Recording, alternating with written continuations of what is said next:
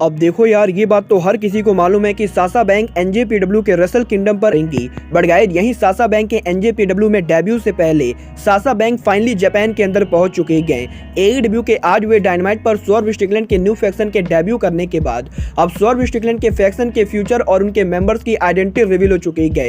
AEW dynamite पर Tony storm के return होने के बाद क्या टोनी स्टॉर्म सराय की मिस्ट्री पार्टनर होंगी, इसको लेकर बड़ी अपडेट आ चुकी है। डब्ल्यूडब्ल्यूई में रूसेफ के रिटर्न होने को लेकर रूसेफ की वाइफ लाना का बड़ा बयान आ चुका है। और गाइस, 2023 के अंदर एईडब्ल्यू का डायनामाइट और रैप और कैसे चेंज होगा, इसको लेकर टोनी खान ने बड़ी अनाउंसमेंट कर दी है। तो गाइस, चलिए बिना किसी देरी के शुरू करते हैं इस वीडियो को। और गाइस, सबसे पहले बात करते हैं एईडब्ल्यू के प्रेसिडेंट टोनी खान की। अगर बात करें यहाँ पर टोनी खान की, तो गाइज इस हफ्ते टोनी खान ने उनके लेटेस्ट इंटरव्यू के अंदर एईडब्ल्यू कंपनी को लेकर एक बहुत ही बड़ी अनाउंसमेंट कर दी गई। गाइज, अगर आप लोग मेरे चैनल को रेगुलरली फॉलो कर रहे हो तो गाइज आप लोगों को मालूम होगा कि मैंने आप लोग को ऑलरेडी ये बता रखा है कि एईडब्ल्यू कंपनी 2023 के अंदर उनके डायनामाइट और रैम्पेज के लुक को चेंज करने वाली है। और गाइज, डब्ल्यूडब्ल्यूई के former vice president Michael Mansury के एईडब्ल्यू को ज्वाइन करने के बाद माइकल मंसूरी अगले साल एईडब्ल्यू कंपनी के प्रोडक्शन के अंदर बहुत सारे मेजर चेंजेस करने वाले हैं। बट गाइज, यहीं अब इस न्यूज के बाद फाइनली टोनी खान ने इस चीज को कंफर्म कर दिया है कि एईडब्ल्यू कंपनी अगले साल उनके डायनामाइट के रैम्पेज के लुक को कब और कैसे चेंज करेगी।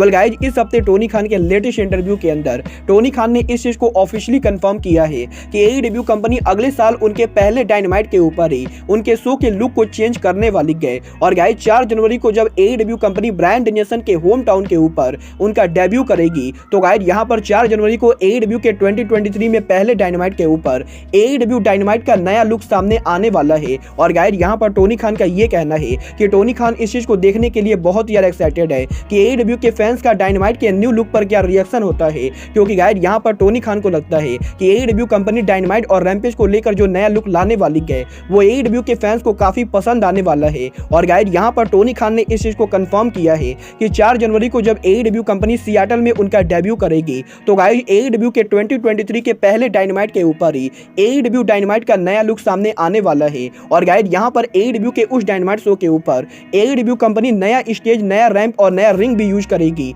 और गाइस, यहाँ पर एईडब्ल्यू कंपनी 2023 के अंदर न्यू ईयर स्मैश पर उनका एक बड़ा डायनामाइट करने वाली है। गाइस, देखना बहुत ही दिलचस्प होगा कि एईडब्ल्यू कंपनी का 4 जनवरी का डायनामाइट शो कैसा होता है। गाइस, चलिए अब आगे बढ़ते हैं और बात करते हैं एईडब्ल्यू के आज हुए डायनामाइट शो की। गाइस, जैसा कि आप लोगों ने एईडब्ल्यू के आज हुए डायनामाइट शो पर देखा, एईडब्ल्यू के आज हुए डायनामाइट शो के ऊपर हमें सौरभ स्ट्रिकलैंड ऑफिशियली केथली पर हील टर्न करते हुए दिखे थे, जहां पर पार्कर वुडॉक्स के केथली पर अटैक करने के बाद सौरभ स्ट्रिकलैंड एईडब्ल्यू के डायनामाइट शो के ऊपर पार्कर वुडॉक्स, रिक रॉक्स के साथ एक नया फैक्शन बना चुके हैं। बट गाइज, अगर आप लोगों ने इस सेगमेंट को देखा होगा तो गाइज आप लोगों ने देखा होगा कि इस सेगमेंट के अंदर पार्कर वुडॉक्स, रिक रॉक्स और सौरभ स्ट्रिकलैंड के साथ साथ हमें एक टैटू वाला बंदा इस फैक्शन को ज्वाइन करते हुए दिखाई दिया है। और गाइज, यहाँ पर इस टैटू वाले आदमी के एईडब्ल्यू डायनामाइट पर अपीयर होने के बाद अब बहुत सारे लोग इस चीज को लेकर कंफ्यूज है कि ये टैटू वाला आदमी कौन है। गाइज, सबसे पहले तो मैं आपको ये बता दूं, जो बंदा आज एईडब्ल्यू के डायनामाइट शो के ऊपर सौरभ स्ट्रिकलैंड के फैक्शन के अंदर डेब्यू किया है, वो बंदा ओरिजिनली कोई प्रो रेसलर ना होके बल्कि एक बेसबॉल प्लेयर है।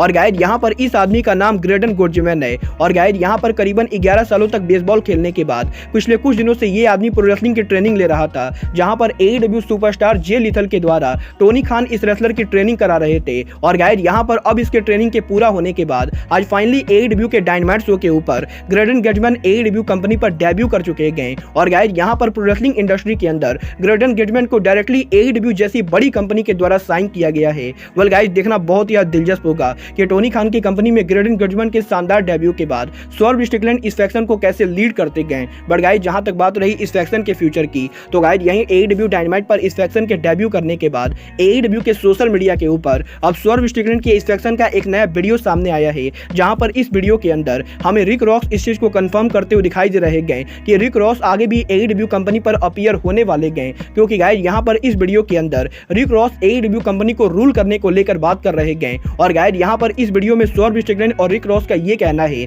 कि एईडब्ल्यू कंपनी में इस फैक्शन के डेब्यू करने के बाद अब ये फैक्शन एईडब्ल्यू कंपनी को लीड करेगी। गाइज, देखना बहुत ही दिलचस्प होगा कि एईडब्ल्यू के डायनामाइट पर इतने दमदार डेब्यू के बाद इस फैक्शन का फ्यूचर कैसा होता है। बट गाइज, चलिए अब आगे बढ़ते हैं और बात करते हैं एईडब्ल्यू AEW की farmer women champion Tony storm की। वेल गाइस, जैसा कि हम लोगों ने आज AEW डायनामाइट के मेन इवेंट पर देखा, आज AEW डायनामाइट के मेन इवेंट के ऊपर टोनी स्टॉर्म AEW कंपनी पर उनका रिटर्न कर चुके गए। और गाइस, यहां पर टोनी स्टॉर्म के AEW डायनामाइट पर रिटर्न होने के बाद अब इस चीज को लेकर तगड़ी रूमर चल रही गए कि टोनी स्टॉर्म 11 जनवरी को सराया के मिस्ट्री पार्टनर होने वाली गए, क्योंकि गाइस यहां पर इस सेगमेंट के अंदर हमें सराया और टोनी स्टॉर्म एक साथ खड़े हुए दिखाई देती। बट गाइस, यहीं अब टोनी स्टॉर्म के AEW डायनामाइट पर रिटर्न होने के बाद टोनी स्टॉर्म के सराया के पॉसिबल मिस्ट्री पार्टनर होने को लेकर सोशल मीडिया से काफी बड़ी खबर आ रही है, जहां पर मल्टीपल रिपोर्टर ने इस चीज को कंफर्म किया है कि टोनी स्टॉर्म मेडिकल तौर पर अभी भी लड़ने के लिए क्लियर नहीं गए। और गाइस, अगर आप लोगों ने AEW डायनामाइट को ध्यान से देखा होगा तो गाइस आप लोगों ने देखा होगा कि AEW डायनामाइट पर कमेंट्री टेबल के ऊपर